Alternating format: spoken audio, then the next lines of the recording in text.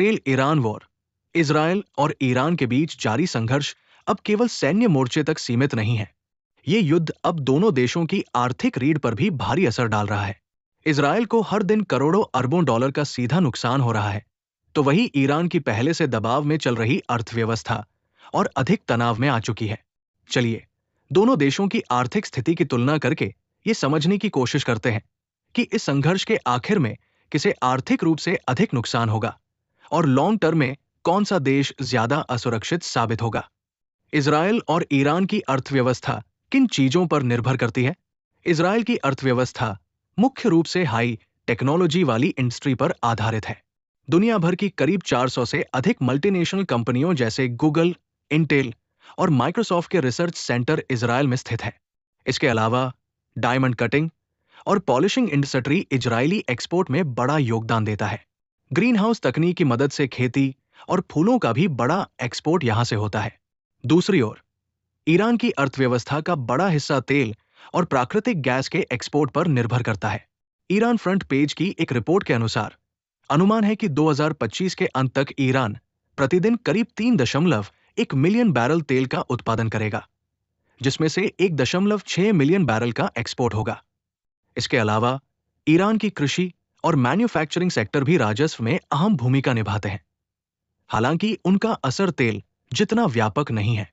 यहां समझने वाली बात यह है कि ईरान पर अमेरिका और यूरोप द्वारा लगाए गए कई प्रतिबंधों की वजह से वो अपने तेल और गैस का एक्सपोर्ट ज्यादातर चीन को ही कर पाता है। 2023 में ईरान ने चीन को औसतन 1.1 मिलियन बैरल प्रतिदिन बीपीडी तेल भेजा था। आर्थिक स्थिति की तुलना में कौन कितना मजबूत? जीडीपी के आधार पर इसराइल की अर्थव्यवस्था 583 अरब डॉलर तक पहुंच चुकी है, जबकि आईएमएफ की रिपोर्ट के अनुसार ईरान की जीडीपी 2025 में 463 अरब डॉलर के आसपास है। हालांकि ये अनुमान इसराइल के साथ शुरू हुए युद्ध से पहले का है।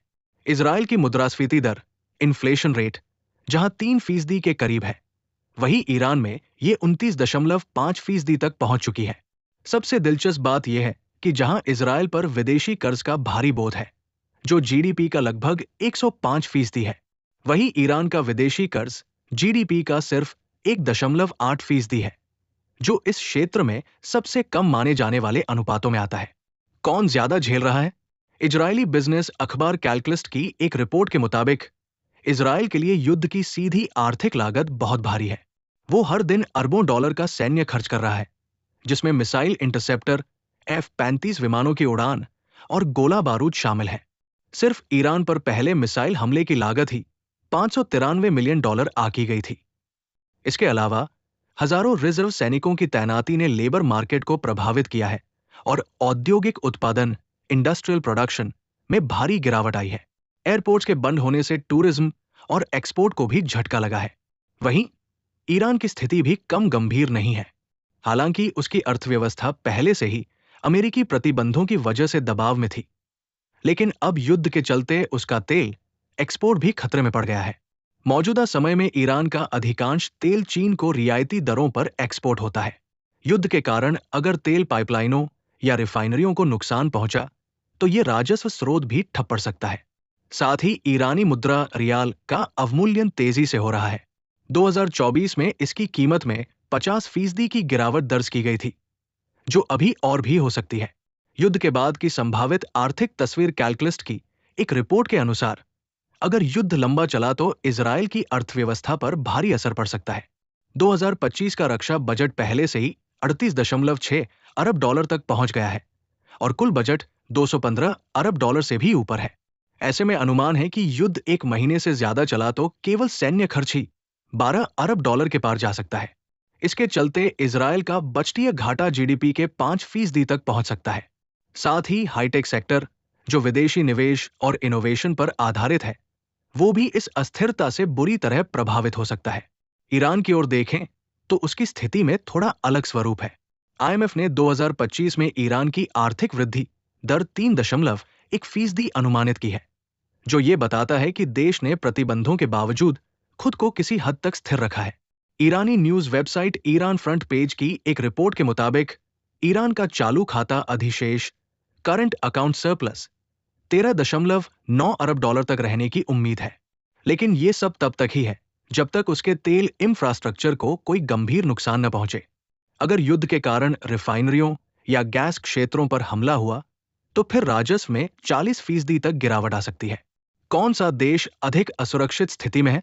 आसान भाषा में कहें तो शॉर्ट टर्म नुकसान की दृष्टि से इजरायल ज्यादा असुरक्षित स्थिति में है। भारी सैन्य खर्च, वैश्विक आपूर्ति श्रृंखलाओं पर निर्भरता और तकनीकी क्षेत्र में गिरावट के चलते उसकी अर्थव्यवस्था पर सीधा प्रभाव पड़ रहा है। अगर यह संघर्ष लंबा खिंचता है तो जीडीपी में 20% तक की गिरावट संभव है। ईरान की अर्थव्यवस्था पहले से ही दबाव में है, लेकिन वो लंबे समय से प्रतिबंधों के अनुकूल होती आ रही है, इसलिए उसका तात्कालिक झटका थोड़ा कम महसूस हो सकता है। हालांकि अगर युद्ध ने उसके तेल उत्पादन ढांचे को तबाह कर दिया तो उसे पुनर्निर्माण पर अरबों डॉलर खर्च करने पड़ सकते हैं और उसकी जीडीपी में 7% तक गिरावट आ सकती है। कुल मिलाकर कहें तो इस संघर्ष का कोई आर्थिक विजेता नहीं है। इजरायल को शॉर्ट टर्म में अधिक वित्तीय दबाव का सामना करना पड़ रहा है, जबकि ईरान को लॉन्ग टर्म में संसाधनों की क्षति और मुद्रास्फीति जैसी गंभीर समस्याओं से जूझना पड़ सकता है। अगर युद्ध एक महीने से ज्यादा चला तो न केवल इन दोनों देशों की आर्थिक स्थिरता खतरे में होगी, बल्कि पश्चिम एशिया की पूरी क्षेत्रीय अर्थव्यवस्था संकट में पड़ सकती है। ऑथर सुष्मित सिन्हा।